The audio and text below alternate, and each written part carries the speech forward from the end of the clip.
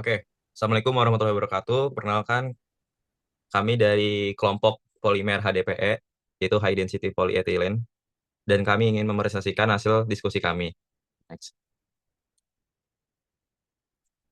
Oke, sebelumnya perkenalkan nama saya Fajar Fauzan. Di sini saya ingin menjelaskan bagian dari introduction dari High Density Polyethylene sendiri. Oke, jadi HDPE ini adalah salah satu jenis polimer termoplastik yang berbasis etilen dengan monomer yaitu CH2 rangkap 2 CH2 karena termasuk termoplastik. Nah, HDPE ini ketika dilelehkan dia tuh membentuk ulang dan akan kembali mengeras dan setelah didinginkan. Dan sifat ini membuat HDP itu mudah diproses dalam industri.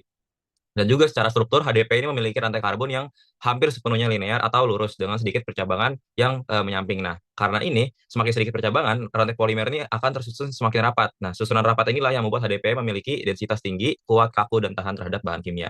Nah, untuk karakteristik sendiri, yaitu HDP itu memiliki sekitar 0,941 sampai 0,965 gram per cm kubik, dan nilai ini menunjukkan bahwa HDP ini memiliki kerapatan yang lebih tinggi dibandingkan beberapa jenis polietilen lainnya.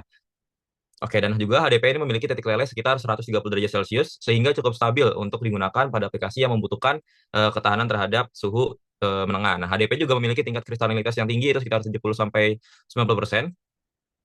Dan juga HDP ini memiliki kode daur ulang itu nomor 2, yaitu artinya jenis plastik yang umum dikenal dalam sistem daur ulang. Nah, biasanya kode ini dapat ditemukan produk seperti tutup botol, deterjen, jerigen, atau plastik bahkan pipa. Oke, pada struktur kimia sendiri HDP tersusun dari unit yang berulang yaitu CH2CH2 yang berasal dari monomer etilen karena susunannya rantainya linear molekul HDP ini bisa saling mendekat dan membentuk struktur yang padat.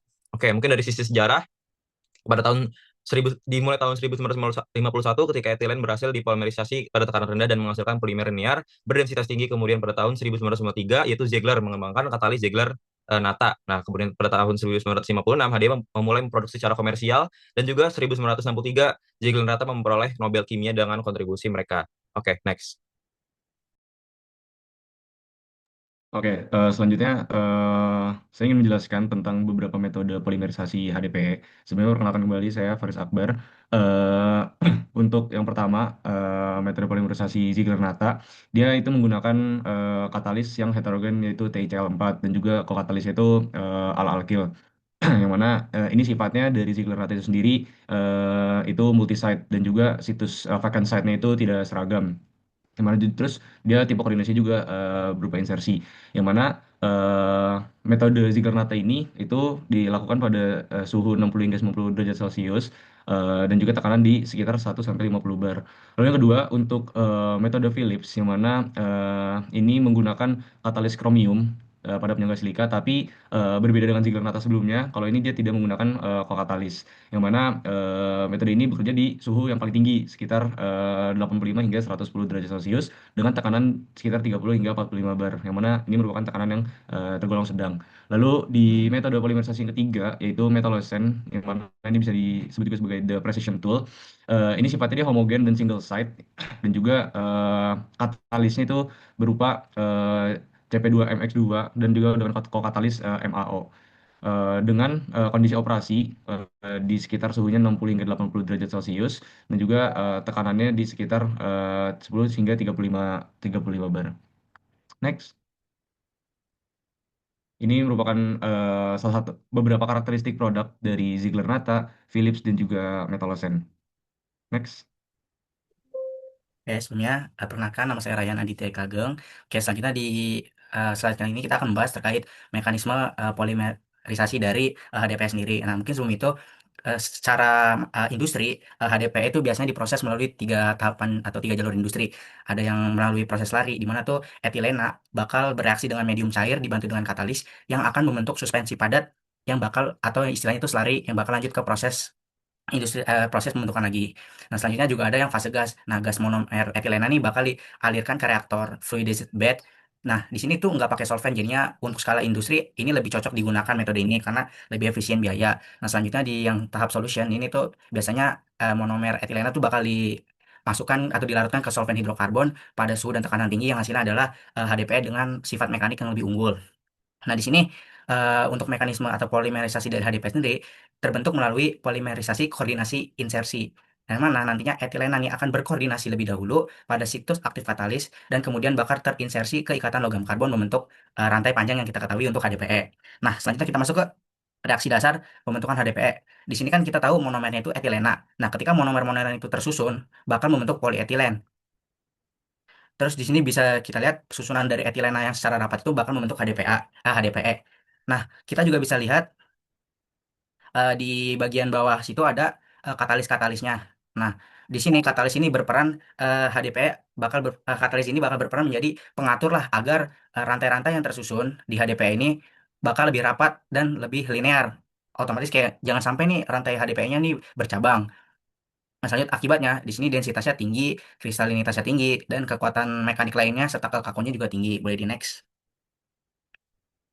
Oke, selanjutnya kita lanjut ke tiga tahapan utama dari polimerisasi HDPE yang menggunakan koordinasi insersi. Pertama itu ada tahap inisiasi. Di sini bakal ada tahap pembentukan active site atau yang bakal menjadi tempat penempelan monomer-monomer. Nah, di sini active site untuk HDPE itu berupa ikatan logam alkil atau metal. Di sini kalau dilihat tuh ada MR yang bakal menjadi situs aktif awalnya. Nah, mungkin kalau kita sebagai contoh kita coba dengan menggunakan katalis Ziegler Neta yaitu menggunakan titanium tetraklorat ditambah trietil aluminium. Di sini salah satu etil dari aluminium bakal terlepas dan berikatan dengan titanium yang mana kita lihat di sini ada TiET yang bakal menjadi alkyl metal aktif site-nya. Nah, selanjutnya ya udah nanti kan bakal ada monomer etilena ini bakal masuk enggak bakal mendekat ke pusat aktif logamnya tapi dia tuh nggak langsung masuk tapi berkoordinasi dulu anggapannya ya udah misalnya etilenanya sendiri MR-nya itu adalah kayak mesin jahit. Terus monomer etilennya itu sebagai kain. Kan otomatis kalau kita mau ngejahit tuh kainnya kita atur dulu lah biar pas. Atau itu bisa sebagai analogi lah untuk koordinasi dari etilenanya. Nah, selanjutnya masuk ke first insertion. Ya udah, tadi hasil monomer etilena yang berkoordinasi dengan logam katalis, dia bakal masuk ke bagian eh, antara ikatan logam dengan karbon. Nah, ini bakal menjadi first insertion atau masuknya monomer pertama dari proses polimerisasi tadi. Selanjutnya kita masuk ke tahapan propagasi. Ya udah berarti dari monomer yang tadi udah masuk, bakal masuk monomer-monomer lainnya. Bakal ada tambahan CH2 double bond lainnya yang bakal sama lagi berkoordinasi dulu, baru masuk lagi sampai berhenti. Oke, boleh next. Nah, berhentinya tuh dengan cara apa? Maka di sini ada tahapan termination, yaitu adalah tahap berhentinya pertumbuhan rantai. Kan kalau kita lihat di polimer-polimer lain tuh kalau dua free radikal bertemu, dia bakal berhenti tumbuh. Tapi beda untuk termination pada polimerisasi koordinasi yang melalui beberapa cara. Salah satunya adalah beta hydrate elimination. Kalau teman-teman lihat di sini kan ada MCH2CH2P. CH2 yang dekat dengan dengan M ya, dengan M ini, dengan logam itu bakal jadi karbon alfa. Sedangkan berarti yang kanannya yang dekat dengan P bakal jadi karbon beta. Nah, di tahap ini eh, atom H salah satu atom H dari yang karbon beta ini bakal lepas dan berikatan dengan M yang mana akan menjadi metal hidrid. Di sini kalau teman-teman lihat di sini ada MH dan P yang tadi bakal berikatan dengan etil sisanya yang bakal menjadi polimer stabil yaitu polimer etilena atau HDPE yang sudah berhenti bertumbuh. Dampaknya apa? Berat molekuler polimer lebih rendah. Dampak kalau ketika B hidrid eliminasi ini lebih sering terjadi, berat molekul rendah, rantai lebih pendek, distribusi berat molekul berubah dan ujung rantai itu bakal punya vinyl. Selanjutnya di sini ada chain transfer yaitu ya udah berarti active N atau tadi yang kan active site itu metal afil. Nah, nanti itu dia bakal berikatan dengan hidrogen di mana salah satu hidrogennya akan berikatan dengan pusat katalis tadi menjadi MH lagi. Yang mana MH ini bakal bisa diinsersi dengan dengan monomer etilena. Dan terakhir ada quenching atau penghentian akhir. Di sini tuh ya udah nanti reaksi polimerisasi yang lagi berjalan tuh dimatikan aja dengan air, alkohol atau senyawa lainnya. Boleh next. Oke, baik. Selanjutnya, sebelumnya perkenalkan nama saya Muhammad Lutfi. Kali ini saya akan menjelaskan mengenai properti dari HDPE. Nah, kita klasifikasikan menjadi dua, yaitu sifat fisika dan sifat kimia dari HDPE itu sendiri. Oke, yang pertama kita akan bahas dulu dari sifat fisika HDPE. Yang pertama, dari densitas. HDPE itu memiliki densitas sekitar 0,941 sampai 0,965 gram per centimeter kubik. Nah, ini lebih tinggi tentunya dibanding LDPE karena struktur rantainya linear dan sedikit percabangan. Selanjutnya untuk titik titik leleh atau temperatur melting itu di sekitar 130 derajat Celcius. Ini juga lebih tinggi dibanding LDPE yang hanya sekitar 110 derajat Celcius. Nah, sifat ini cocok pada aplikasi yang membutuhkan stabilitas temperatur menengah seperti pipa dan tangki. Selanjutnya untuk kristalinitas, HDPE itu memiliki kristalinitas yang tinggi seperti yang disebutkan sebelumnya, sehingga karena rantai polimernya tersusun lebih teratur dan rapat.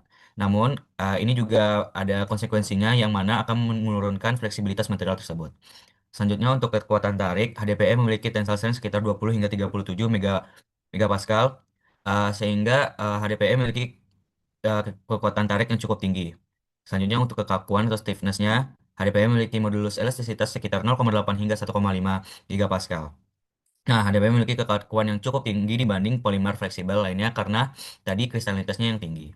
Nah, selanjutnya sifat kimia dari HDPE. Yang pertama ada resistansi kimia. Nah, HDPE itu memiliki ketahanan kimia yang sangat baik, baik itu terhadap asam, basa, garam, dan banyak bahan kimia industri. Ketahanan ini berasal dari struktur nonpolar dan ikatan kimia yang stabil. Dibanding beberapa polimer lain, HDPE lebih stabil dan tidak mudah mengambil degradasi kimia. Selanjutnya, impermeabilitas. HDPE memiliki permeabilitas rendah terhadap air dan banyak cairan karena struktur kristalinnya yang rapat. Nah, semakin tinggi kristalinitas, tentu semakin sulit molekul menembus material. Dibanding polimer lain yang mudah menyerap air seperti nilon, HDPE memiliki barrier property yang jauh lebih baik. Selanjutnya, yang terakhir ketahanan UV. HDPE murni memiliki ketahanan UV yang terbatas, karena sinar UV dapat menyebabkan oksidasi dan pemutusan rantai polimer. Karena itu, HDPE untuk aplikasi outdoor biasanya dimodifikasi agar umur pakainya lebih panjang. Boleh next. Oke, tadi udah perkenalkan nama saya Maman dari sekolah. Mungkin tadi udah dijelasin sama teman saya itu bahwa kalau HDP itu dia memiliki sifat yang kuat, ringan, tahan korosi dan juga tahan akan bahan-bahan kimia. Nah, maka dari itu aplikasi utama dari HDP itu bisa kita lihat pada contoh yang pertama itu ada pada pipa air dan gas. HDP itu dipilih itu karena memiliki sifat fleksibel, tidak mudah retak akibat pergeseran tanah serta sambungannya kuat sehingga minim kebocoran. Yang kedua itu ada botol kemasan HDPE yang biasanya ada tulisan hashtag 2 itu material ini aman untuk makanan atau food grade, tidak mudah pecah dan juga dapat didaur ulang sehingga lebih ramah lingkungan. Yang ketiga juga ada geomembran yaitu lapisan pelindung untuk mencegah kebocoran cairan. HDP dipilih karena sifatnya yang tadi tahan sinar UV, cuaca ekstrim dan bahan kimia sehingga cocok untuk penggunaan jangka panjang. Selanjutnya ada drum industri dan juga yang terakhir itu eh, ada mainan. Nah, HDP jadi secara keseluruhan HDP itu menjadi material yang sangat populer karena kombinasi sifatnya yang kuat, tahan lama, aman dan juga fleksibel untuk berbagai aplikasi. Next. Oke, sebelumnya perkenalkan lagi Raden Arfi Akmal Fadila. Jadi di sini saya akan membahas mengenai environmental impact and sustainability. Nah, jadi kita tahu di sini tuh HDP ini sangat banyak digunakan dalam kehidupan sehari-hari. Nah, jadi HDP ini termasuk salah satu plastik yang paling ramah untuk didaur ulang dengan dimana ia tuh membawa kode daur ulang hashtag 2, terus tingkat daur ulang botol HDP global itu sudah mencapai 31% dan emisi karbonnya 5 kali lebih rendah dibandingkan kaca untuk fungsi kemasan yang sama. Nah, terus di sini tuh ada 4 strategi utama dalam pengelolaan HDPE secara berkelanjutan, dimana yang pertama itu ada mechanical recycling, dimana HDPE bekas disortir, dicacah, lalu dijadikan pellet baru untuk produk seperti pipa dan kerat, dimana proses ini terbukti mengurangi emisi karbon hingga 50% dibandingkan memproduksi HDPE dari bahan baku baru. Kemudian yang kedua itu ada bio-based HDPE, di mana HDPE ini diproduksi dari bioetilena berbahan dasar tebu dengan jejak karbon 65% lebih rendah dari HDPE konvensional. Nah, yang dimana inovasi ini tuh sudah dikomersialkan oleh perusahaan besar Brazil berdasarkan dalam skala besar. Nah, yang ketiga itu ada microplastic challenge, di mana di sini tuh tantangan terusannya di mana HDPE ini bisa bertahan 100 hingga lebih dari 1000 tahun di alam. Nah, dan ini tuh sudah menjadi fokus regulasi global. Nah, yang keempat itu ada chemical recycling, yang dimana HDPE yang terlalu terkontaminasi untuk didaur ulang secara mekanis diubah jadi bahan bakar atau feedstock melalui proses kimia. Nah, jadi kesimpulannya itu HDPE ini punya potensi daur ulang yang besar, namun tantangan mikroplastik tetap nyata dan harus ditangani melalui inovasi. Semuanya itu demi mendukung konsep circular economy yang berkelanjutan. Oke, next.